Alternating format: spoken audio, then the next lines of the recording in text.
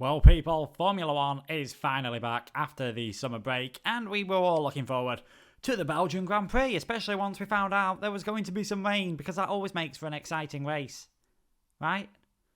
Yesterday that wasn't quite the case though, was it? Too much rain, too much spray meant, even though we didn't get any actual on-track racing, all the laps happened under the safety car, we still got a race result. Max Verstappen took a victory, George Russell finished second in a Williams in what I'm sure is a bit of a bittersweet podium, and Lewis Hamilton finished third. But how on earth did we get to a situation where there were no green flag laps whatsoever at Spa?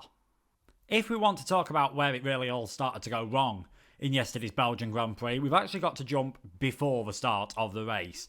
As the drivers were heading out of the pit lane, Sergio Perez lost it fairly inconspicuously at Lacombe, to be perfectly honest. Didn't look like he was going extraordinarily fast, just got on a bit of a wet patch over the curb, lost control of the car, and was in the wall, and was out of the race. And as soon as that happened, there was a sort of inevitability that the race would not get underway in a normal way.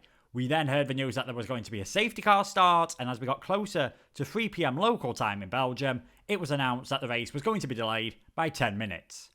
And then by another 5, and then by another 5, and then by another 5. They finally got away at 25 minutes past 3, where they did 2 formation laps under the safety car, and at the end of the second one, it was red flagged, and they all came into the pit lane. And it was this red flag period that all the confusion really started to come out.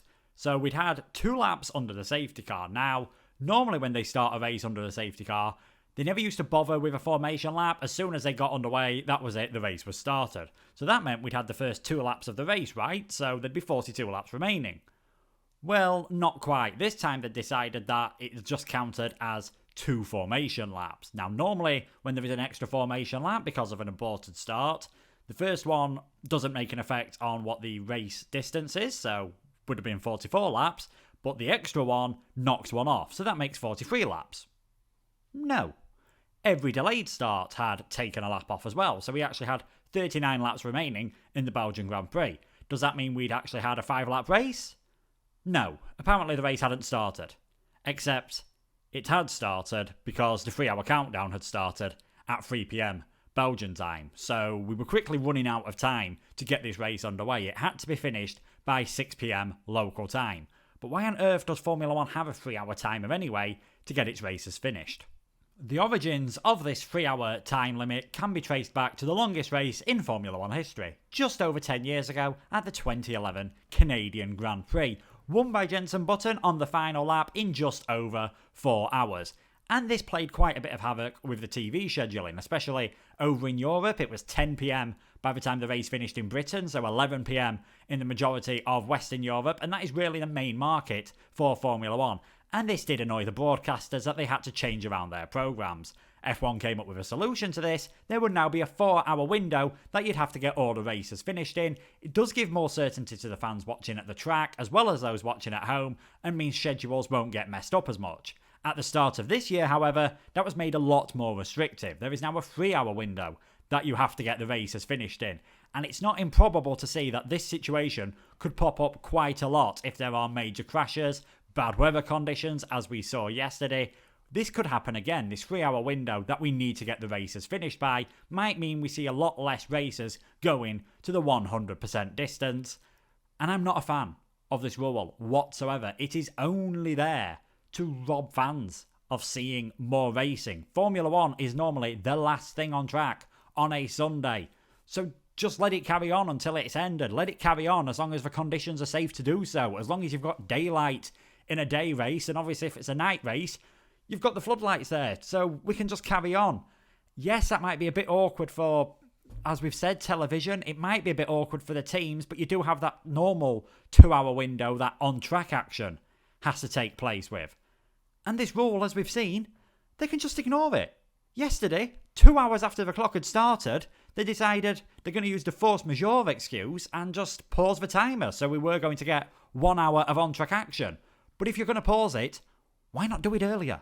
Why wait 2 hours in when it's absolutely thrown it down to go, oh yeah, now might be a good time to stop that timer, because they realised they weren't going to get any on-track action. And because we only had 1 hour left, It was impossible we were going to get the full distance done, and extremely improbable that we were going to get a full points race. It was going to be a much shortened race, but hey, as long as we got some on-track action, we'd all be happy. At 6:15, the race got underway with all 20 drivers. Yes, Sergio Perez was back in the race. But hang on, you're not allowed to receive outside assistance, and he'd written off the car. He wasn't able to drive it back to the pits. It had to come back on the back of a low loader. But that rule only applies in the race. He crashed before the race had started, and there'd conveniently for him been a long enough red flag period to get the car fixed again. So he was allowed to continue.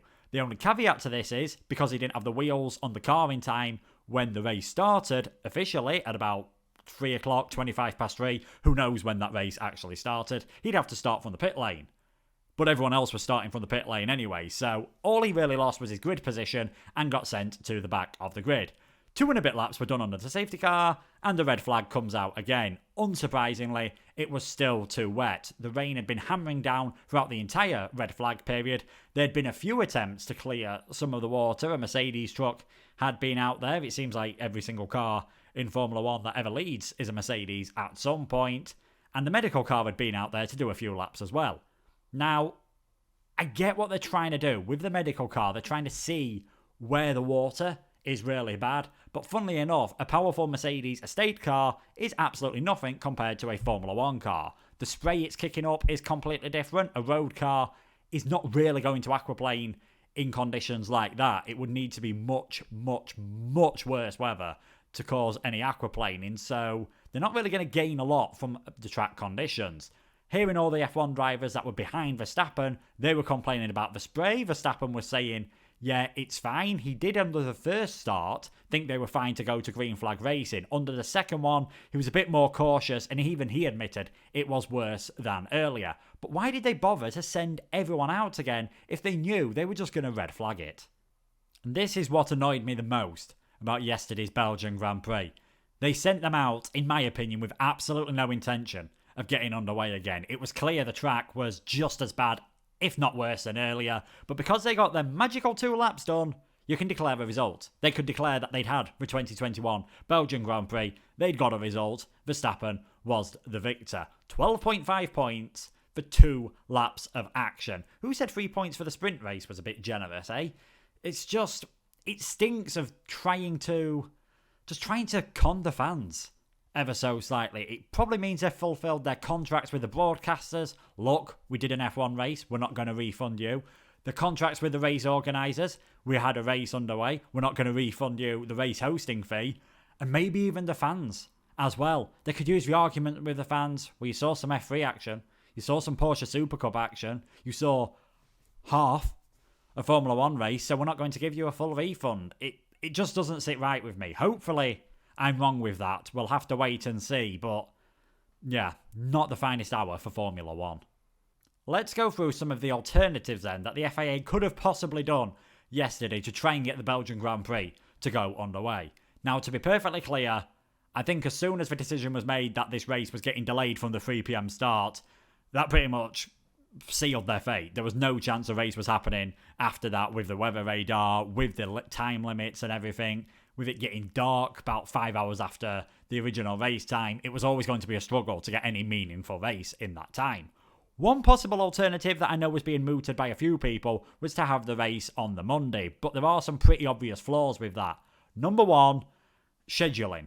These drivers, these teams, the mechanics, everything has got to be in Zandvoort, realistically, at the very latest, by Thursday. It's not a long way, but they've got to pack everything up, get it all sent, get over there. It would have made things awkward. For the fans, it would have made things awkward as well. And for the marshals, they're all volunteers. It's not a bank holiday in Belgium today, unlike it is in the UK, so they'd have had jobs to go back to, and it would have been very awkward to get the race underway in those conditions. Maybe they could have scheduled it earlier in the day when the weather wasn't meant to be as bad, and that would have meant sacrificing F3 and Porsche Super Cup. A disaster for those involved in those series and the fans of those series, but I think if we're being realistic, you'd rather that happen than lose a Formula 1 race. Again, though, there's this inflexibility. It reminds me of the 2014 Japanese Grand Prix, where obviously we had the accident that tragically led to the loss of life of Jules Bianchi. We all knew this massive typhoon was coming into Japan but to try and please for TV times, they kept the race at the same time. I know the FIA always goes on about how they care for safety and everything and how it was the number one priority, and admittedly, safety was the main reason why yesterday's race didn't happen, but they could have just made it happen a few hours earlier on. Might have annoyed the TV people, might have annoyed some of the fans who weren't able to get there in time, but hey, at least we would have got a race. But these are the best drivers in the world. Surely they can drive in wet conditions. They probably can. It's just the cars that can't, because of aquaplaning and visibility. We'll go through the visibility first. 80 litres of water per second is cleared by the wet tyres. We've heard that figure been quoted so many times during yesterday's red flag period and in previous races. So if you're the car at the back, 1,520 litres of water is being kicked up in front of you every single second, and you're trying to drive through that. We've all been on the motorway, I'm sure, behind a lorry when that kicks up the water and your windscreen wipers go absolutely crazy and you can barely see. F1 cars don't have windscreen wipers, and I can't imagine wiping your visors going to make much difference. Now, the only thing I could see possibly changing about the visibility is that if dirty air gets lessened, maybe that'll affect the aerodynamics, that kicks up the spray, maybe it won't travel so far and it'll fall down nearer, so that might be something that changes this year. We'll have to wait and see. The other problem is the aquaplaning. Formula 1 cars run a lot lower than they used to, and there's a lot more downforce. We've all heard it quoted, around 140 mile per hour, an F1 car can drive upside down. And that produces a lot of downforce. That's a lot of load on the tyres. Formula 1 tyres are extremely hard. They require a lot of work to get up to temperature. Yesterday, in those conditions, at higher speeds, we'd have seen aquaplaning. When they'd have slowed off, the tyres would have cooled down completely, and they'd have had no grip. So I think even if we'd have got to green flag action, drivers would have been driving around so incredibly slowly, it'd have been as if they were behind the safety car, and then if they tried to go a bit faster, they'd have cold tyres and spin, and if they didn't spin instantly, at some point they'd aquaplane, spin, have a big crash, oh look, we've got another red flag period. So I don't think there's a lot the FIA could have really done once the decision was made to start the race at 3 PM. I think at that point the writing was on the wall, and we were never really going to get a Belgian Grand Prix. Hopefully, though, lessons will be learnt from this. I think everyone's in agreement that yesterday cannot be allowed to happen again in Formula 1. Alfa Romeo earlier released a statement pretty much saying how they think it was an absolute shambles of a race and should never have been allowed to happen like that, and I'm sure everyone is in agreement. Quick changes that can be made. I think this 3-hour time limit just needs to go. Get rid of it. Time limit should just be based on the daylight that's available. If there's any curfews in the area, that should decide the time, not just some arbitrary limit that can clearly just be ignored at any point. Also, there's 2 laps for half points. Make it 2 green flag laps, at least. Make it so there's some on-track action. Or maybe, if it's less than half distance, then it counts as a sprint race, and then you get the 3-2-1 point system. Just something that makes it feel a bit less of a scam.